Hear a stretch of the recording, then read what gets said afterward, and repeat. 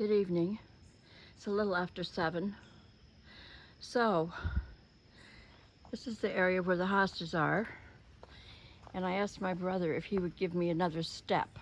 So he got another round here, so that I now have 3. 1 for the pot and 2 to step up. Because it was awkward. You know, I'm all about safety first. And I know I've talked about putting these green and white hostas along here. My sister-in-law's gave me pause on that, so we'll have to think about that. So we pulled out a lot of weeds from the Japanese anemones. You see all the growth we've got on these? Can you see?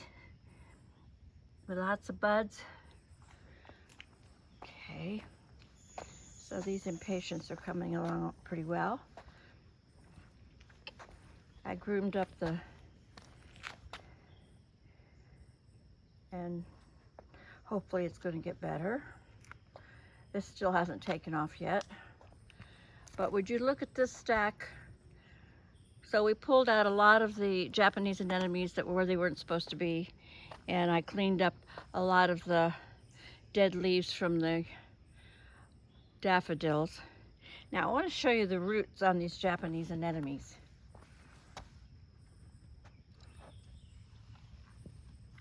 So that's probably 4 inches long. That one's probably 8 inches long. And if you wanted to start a Japanese anemone bed, you just take these and you know, stick them under the ground. Now their roots travel, and in my experience and observation, at least 3 to 5, 6, 8 inches underground, and they'll come up with brand new plants. So they're considered invasive in my neighborhood. So here's another Jack in the Pulpit, and this one's almost waist high. And you'll get berries in there where that one little thing is. They'll get red berries for reseeding. Let me check. Well, it's not quite waist high. It's about 3 inches shy of my waist. Yeah. So I got in here and got out an awful lot of the dead leaves from the daffodils. And see here, these hostas are blooming. Look at that. And it looks like finally that my hydrangeas are taking off a little bit here. Look at that. I cut them back the first year, had them right off the veranda. They didn't get enough sun, and they might be the kind that don't really need to be. Looks like they grow on both new and maybe old growth. We'll have to watch that and see. Anyway, I just wanted to give you a little update on my Kew garden.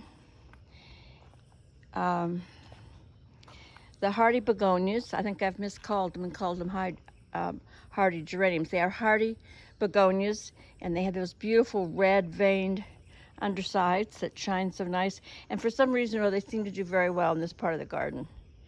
We've tried impatiens, and as much as impatiens usually do well in the shade, for some reason or other, they haven't done well there. So, big stack of sticks and leaves and weeds and anemones.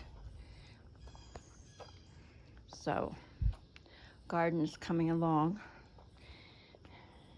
So this Rex begonia, I don't know what's eating off the leaves. You can see that. This part of the garden right here, straight along back probably 10 feet, usually gets sun from the western sun setting. And that's why some of these things do as well as they do this side of that tree, the base of that tree. Well, thank you for joining me. Thank you for sharing. Have a great day. Bye-bye.